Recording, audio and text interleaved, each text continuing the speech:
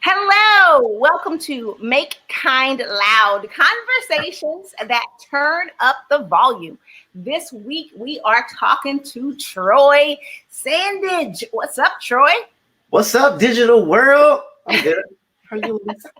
I am wonderful. Thank you for saying yes and agreeing to be on the show.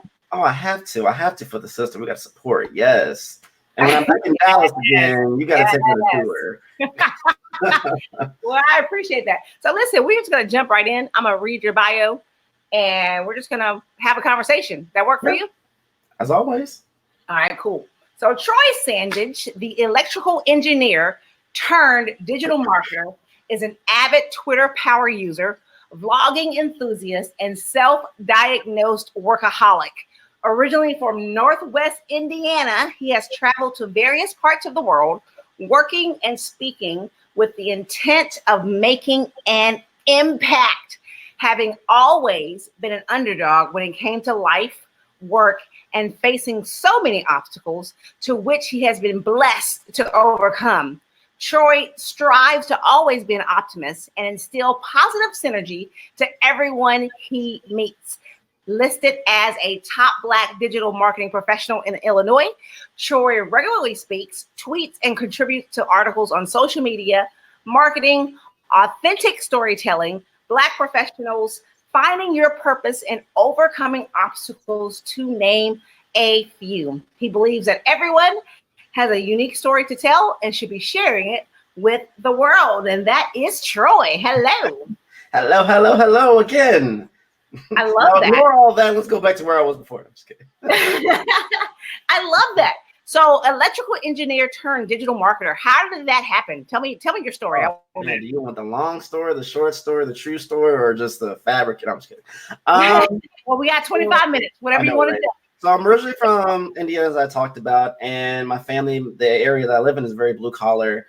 So you're thinking, okay, you're going from engineering to marketing. What's going on? And again, it's that gap between 15 years ago. None of these jobs that we talk about didn't exist. The technology didn't exist. So I understand why my family, my parents, my grandparents are kind of like, Troy, what you doing? You know, we want to make sure you make a living. You know what I'm saying? So I loved engineering. I love the aesthetics. Electrical is my thing. I couldn't do civil or mechanical, but I digress. And where I wanted to go with engineering just wasn't. It was going to take a long time. I was more of the creative engineer, so it was going to take me a while to get there. And I never forget this. A man came to me, and he bluntly told me these things were going to happen. The job market is going to you need to make a pivot. Now, there's something that I can't share, but that occurred also that actually forced me to go into this other path. And people say, when God, puts you to pivot, you just got Jesus take the wheel. But sometimes it's hard to let go of that wheel.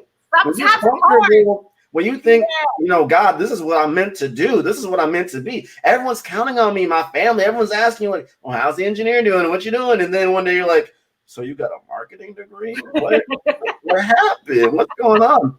But honest to God, it's the best that ever happened to me. I do think, though, the path I went going engineering first. So people say, I'm sure in hindsight, you'll want to go to the marketing aspect.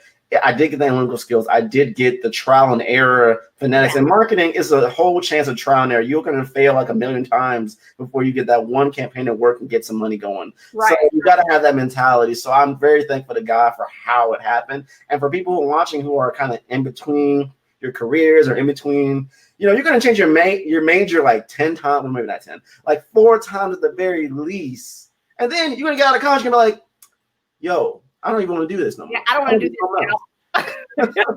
But it's been a fun ride. And I say that, I put that in my bio many times to kind of push conversation in a certain way. Because I'm sure everyone thinks, oh, you just knew where you're going to be your whole life.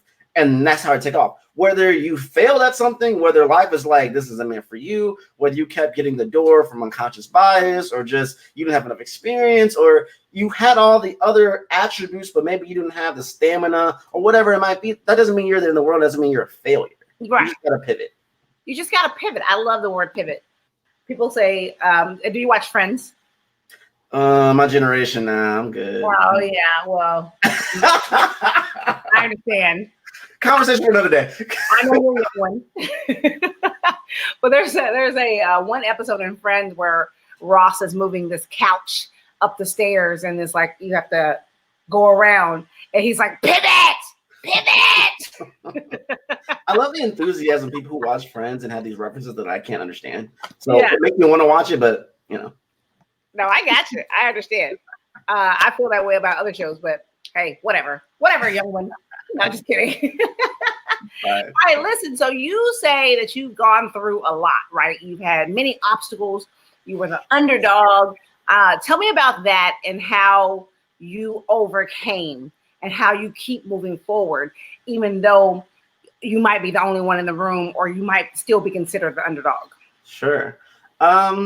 Step number one, and I don't think there's like a step plan to just you're going to be, but in my mind, definitely embrace what's going on. I mean, you're going to have your phases that you go through. You're gonna cry. Men cry too sometimes. If it's bad, you will cry. You're going to be angry. And there's nothing wrong with being angry. It's not a sin to just have anger in your heart. It is what you do with it. But you want to be angry. You're going to feel depressed. You're going to feel like you're a failure. You're going to have all these emotions. It's going to take time. Some people will say, get over it. And then you'll be like, no, no, it's not that simple. There's so many factors involved. And honestly, some things put things in perspective too. Be objective. So when you look at a problem, is the problem temporary or permanent? If it's temporary, all right, this will pass. If it's permanent, I'll get used to it, or I will, adjust, pivot, if you will. I think every time I speak now, I push adapt, always do all possible things. And when I came up with that, it was just kind of like, because everyone's like, oh, yeah, adapt. I'm like, I love acronyms. I'm one of those weird people like to put acronyms things. So I push it. I'm like, it solves so many problems. You hear all these different quotes that inspire you to do this, never give up until something happens where you have to let it go.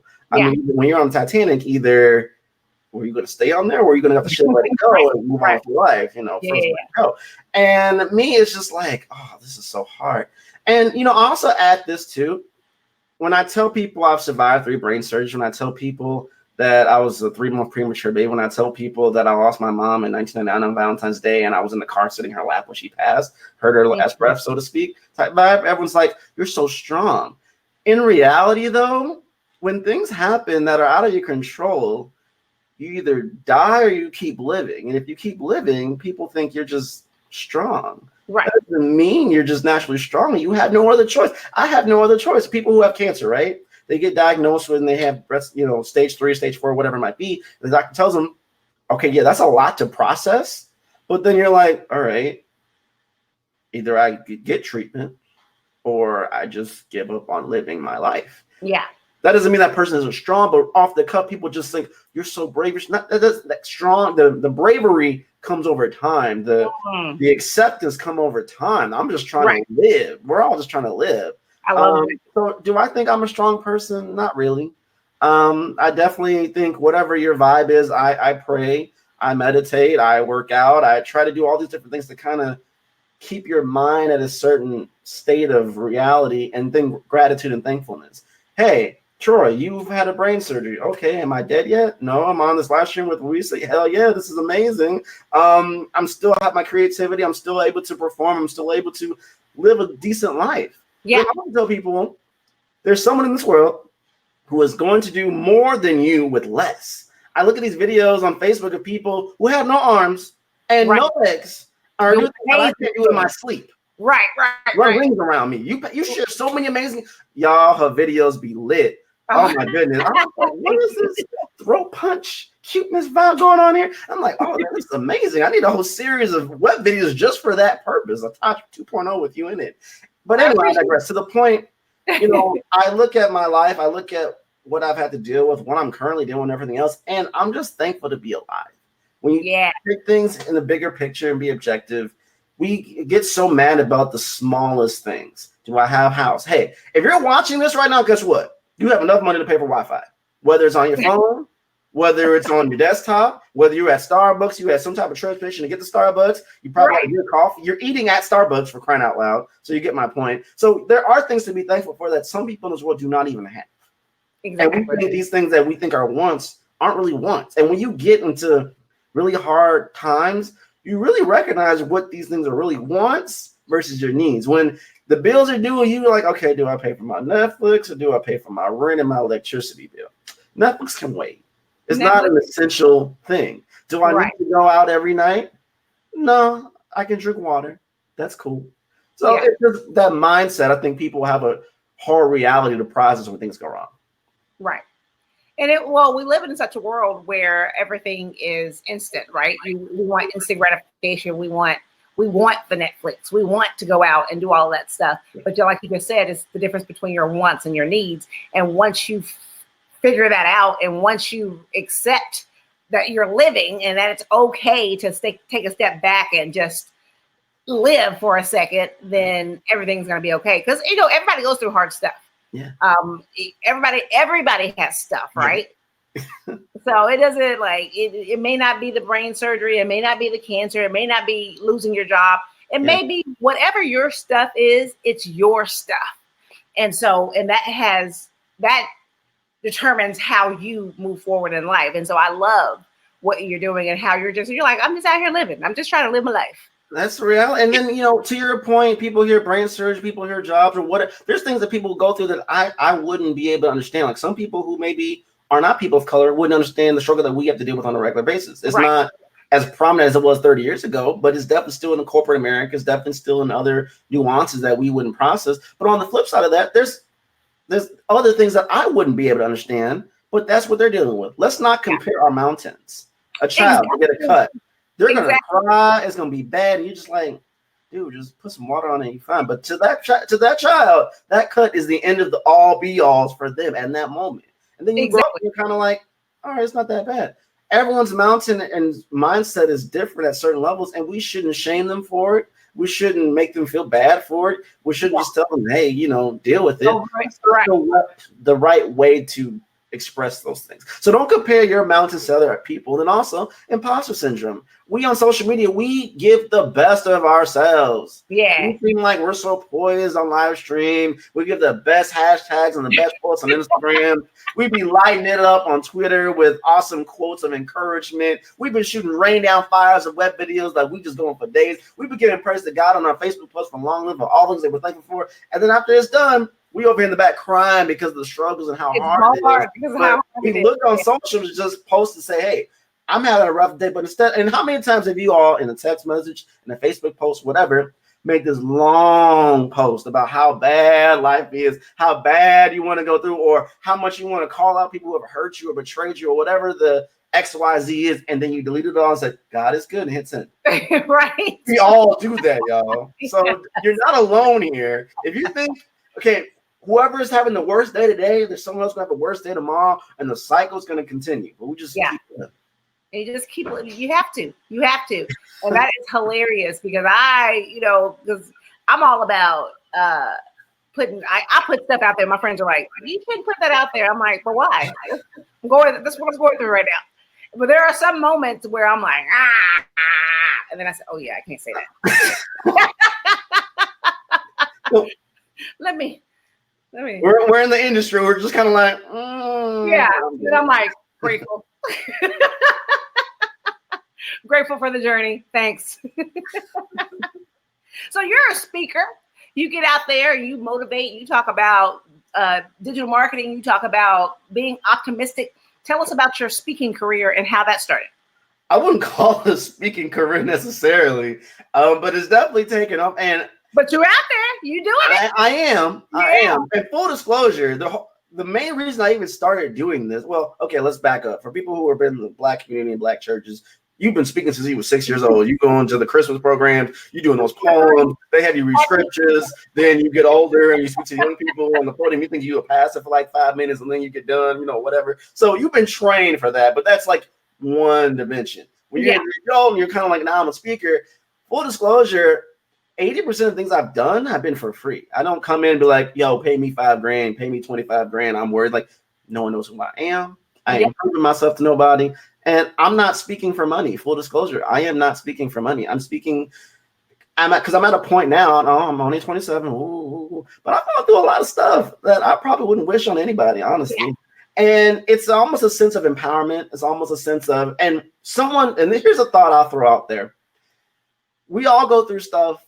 And I think about all the people who I've watched online, because, this screen has allowed us to connect with a million people in like a snap. Exactly. And if they didn't share those stories, I wouldn't feel motivated or encouraged to continue on.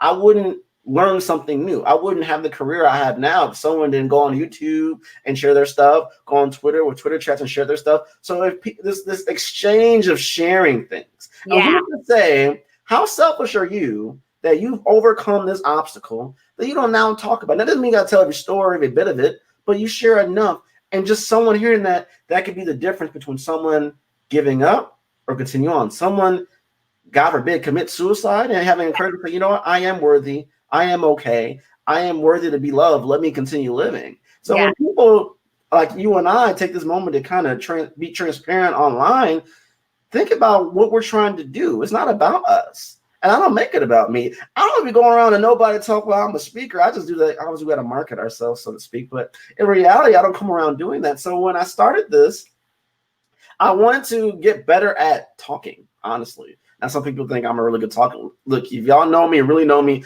I talk really fast. My eyes blink way too much. I got so much going on in my mind that I can't keep it all together. So I figured if I can get on the courage to talk on stage in front of 100 people, 50 people, 2 people, 1,000 people, and tell my story or talk about a topic, I'll get more comfortable and it'll flow better. So that was my original challenge. Did I think in like 6 months I'd be speaking at Northwestern, I'd be speaking here, I'd be speaking there, I'd be speaking in Toronto, I'd be speaking to UKC 2019? No, that's all God right there. I don't even know what's going on. And for people who want to do speaking, guess what? Just start doing live streams. Connect with people who want to talk and share your thoughts. You'll get better. You'll get more comfortable. I didn't wake up one morning and like, I'm going to be a speaker. No, I didn't. I knew I had the components of, this happened to me. If I share, this can help somebody else. Yeah. I don't want anyone to go through what I went through or make the mistakes that I made or whatever your pitch or your series of conversations are.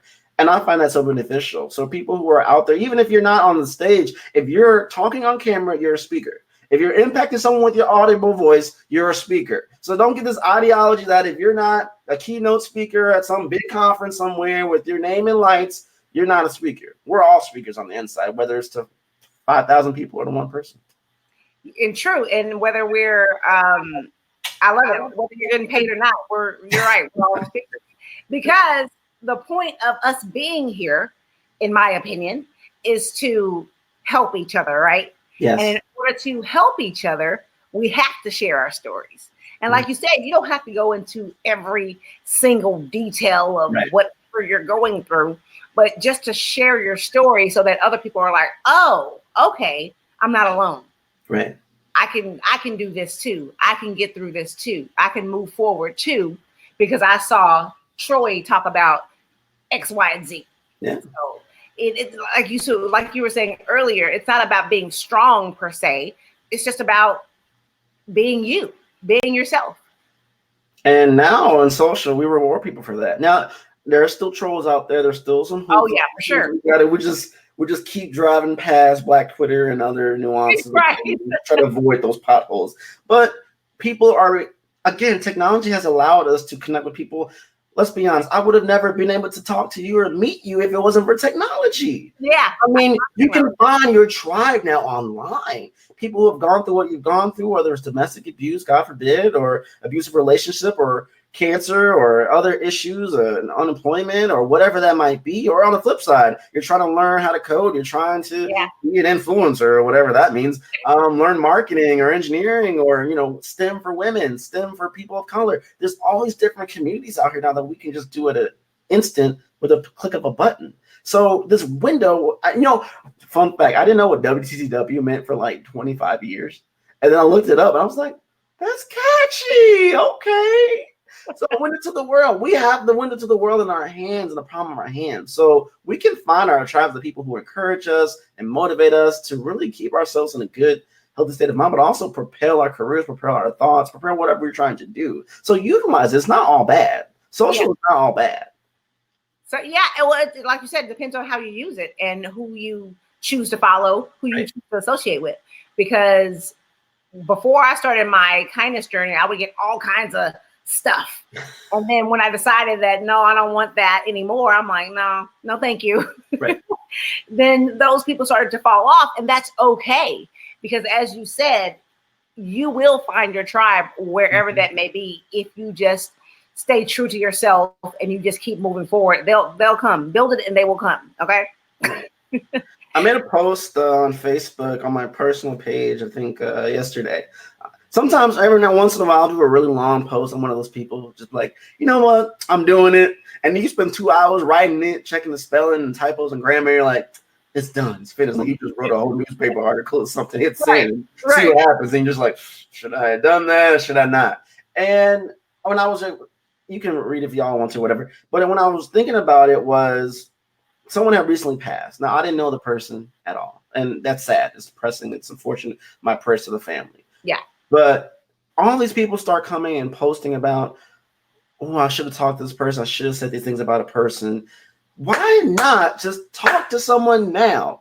Why do we wait till people have to pass or near death before, or a potential of dying, before we then want to come together and sow positive things to people? Tell them while they can hear them, not when they're gone. Yeah. And social, yes, everybody's busy. Everybody's doing something. But let me ask you guys this. Have you ever been ticked off, upset in any way, shape, or form if you texted or called somebody, they didn't respond, which is perfectly fine. They don't have to right away. And then you see it on Facebook, Instagram, Twitter, Snapchat, TikTok, YouTube, whatever, and they're liking and they're commenting on stuff. And you're just like, yeah, I called you. Who's to say that call, that message was a life-threatening situation? That if you would have responded, and again, not to give anyone a guilt trip, but I'm guilty of it too. We think so much of X, Y, Z, we're not in tune to what's going on. Someone could post on social media, that could be a cry for help. Yeah. And we were treated like, oh, grow up, get over it. And social is more instant than in person. We say things that we wouldn't probably say online than we do in person. We give more courtesy, more respect in person than we would online. Or it comes off a certain way because you can't, there's no tone, there's no body language to kind of conceptualize it. Right, so looking at these things, they were trying to make sense of it all, and then they receive at a negative experience, and based off that, they're going to make a decision. So we have to be more social conscious about, not that everything needs to be red tape, but be more aware, connect with people. If you see someone, okay, I always do this. Someone has a birthday, right? That kind of helps. So it's all the people who you went to high school with, college with, and a birthday notification come up. How about just comment, not just happy birthday? How are you doing? Yeah. Be kind, right? Those simple little things. And if so many things add up, they're going to be okay. They're going to get that positive reassurance they need to continue on. It's not just, okay, this small group of friends, that's all I got. That's it. We right now, we don't know, down on someone may share this video to a complete stranger, in Toronto, and they find value from it and it brightens their day. Right. So you don't know, but we do have to be more social conscientious and be more kind to everyone that we can. Agreed. Not to other people. Agreed. Because like you said, you don't know what, just a simple hello or simple, hey, how you doing? A simple, whatever could just change the course of their day. Yeah. And then I believe in ripple effects. I believe that every little thing that we do has an effect, whether you see it happen or not, it doesn't matter. And so if you're putting out that goodness and that kindness in the world, you have impacted someone that you have no idea you've impacted, and then they're going out and doing it too. And then it just keeps going. But the thing is that we have to keep doing it so that the ripples keep going, so that we can then come together as a people. And people say, you want to change the world. I do want to change the world. And I believe that changing the world means impacting one person at a time. One person at a time. It doesn't mean all 7 billion of us. Yes. It means just one person at a time. Because if you impact one person, they go out and impact one person, and eventually we will hit the 7 billion. President Trump, Lord Jesus. President Trump. Somebody give him the kindness he needs in his heart. I digress. Anyway. Yeah, it's just like, everybody's got their stuff. Everybody's going through stuff. But if we can just be a little light, a little beacon, then we've helped. And I just, I love your vibe. I love your energy. And I think, when you're online, I'm like, oh, Troy, you're making me smile. And so I was like, I need to talk to Troy so he can make other people smile. And people, it's not hard to smile. Like, let's all just do it together. If you're watching this or watching the replay, just at this moment, just smile. Just smile. And all people are like resisting, like, ooh, the devil. Ooh, no. Smile. Studies show you just smile. In your brain, you'll just, okay. It won't eliminate the problem. And that's the thing. People are always focused on the problem. Right. And sometimes it's not about the problem, it's your mind. You change the perspective of your mind. Oh, okay, I can solve this problem. How many people thought this was the end of the world? And then like this time next year, you look at someone, man, I really thought that was going to be the end of me. Right. How silly of me. Like and it's especially if you go on social and post all about it. Doesn't mean you don't do it. There's content, but you look at it like, man, I was all out there. Especially when you get the Facebook notification of this time last year, you were saying this. You're just like, oh boy. Yeah. Was I? 2012, we don't talk about you no more. But we're just trying to be positive. We're trying to just give you guys some energy, give you guys some life. And then also people who want to pass it forward, pay it forward, do it. And don't think about the engagement. If you're trying to do live streams, you're trying to sow seed of positivity. You're not gonna be like Jay Shetty out here gonna get like 10 million people. Right. Like, oh, you never know. And then you don't even know you may not get a number of analytical data proving that. But someone might have watched it and it impacted them and changed their life. And you probably would never know. Exactly. And that's that ripple again. It's just you doing you and you sharing your magic and your light, because we were all born with it. We were all born with the magic inside of us. It is now it's up to you whether you choose to share it or not. Yes. Yeah. I love that.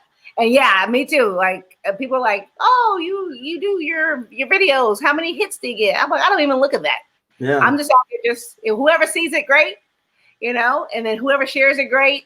The one you shared this morning, oh, that gave me some fire. I was like, okay. And then I'm not gonna real quick, as I was thinking, I saw people walking in the background. It made me seem like if you're walking like a Walmart or a Target and you see like cars, now I'm thinking like, are they all giving live streams of encouragement in their cars?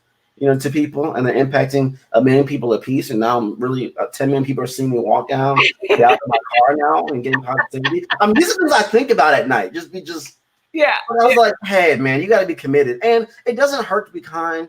It sounds cliche, but it's true. It does not hurt to be kind. You can never go wrong being kind. I mean, it doesn't mean you don't be smart in perspective. And if you hurt me one, but you can be kind. It doesn't hurt you. It doesn't cost anything to be kind. It doesn't cost anything at all.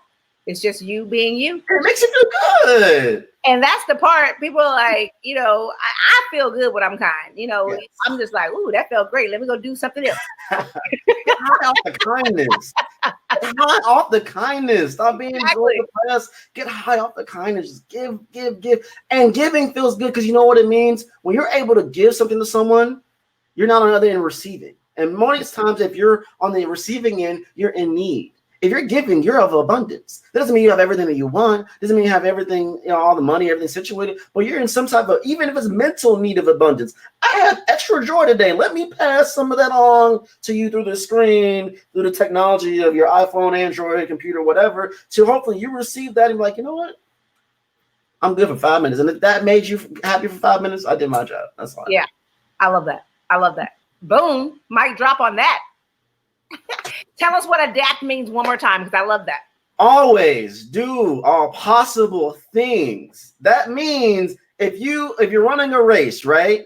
And God forbid you lose one leg. If you're still hopping to the finish line, you're adapting to the situation. If you lose both legs and now you scooting there, you still going that doesn't mean you're not moving. When you hit traffic, right? And you're in the city traffic in Dallas or me in Chicago, I'm trying to get to work. I'm trying to get home. I know the traffic is there, but I have meant to prepare myself for it. It might take a minute.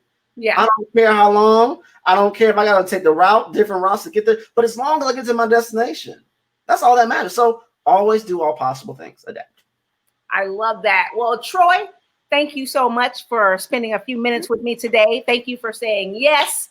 It was an amazing conversation. And I just want you to know that I dig what you're doing and you just keep being you. I dig you too. Keep it going. Keep it going. We need you. I appreciate that.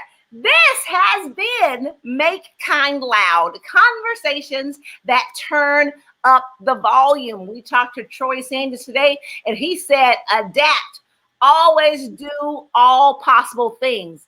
adapt to the situation, and that is life, right? So you go out there, you do you, you be you, and you just get out there and live your life. Thanks again, Troy, and we will see you guys soon. Thanks, Digital Fam. Peace.